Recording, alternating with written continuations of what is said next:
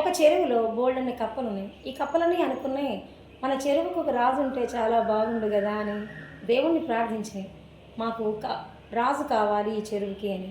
సరే అని భగవంతుడు కూడా ఒక దుంగను తీసుకొచ్చి చెరువులో వేసి, ఇతనే మీ రాజు అన్నాడు. కప్పలన్నీ దొంగ మీద చేరి చక్కగా ఆడిని పాడిని. అయినా దొంగ ఏం చేయడంలా, అది ప్రాణం లేనిది కదా, అంటే తిరిగి ఏమీ స్పందించడం లేదు.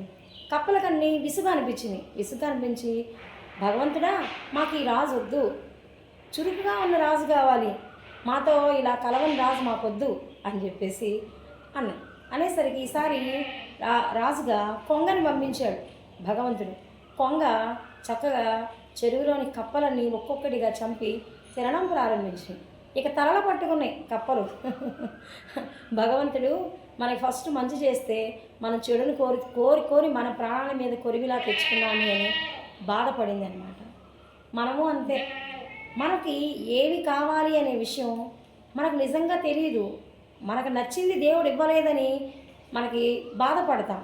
దేవుడు ఇచ్చిన దాన్ని మనం స్వీకరించే మనస్థిమితం మనకు ఉండదు. కానీ ఎప్పుడైనా భగవంతుడు ఇచ్చిన దాన్ని మనస్ఫూర్తిగా స్వీకరించి మనం తీసుకోగలిగినప్పుడు మన జీవితం చాలా సంతోషంగా ఉంటుంది.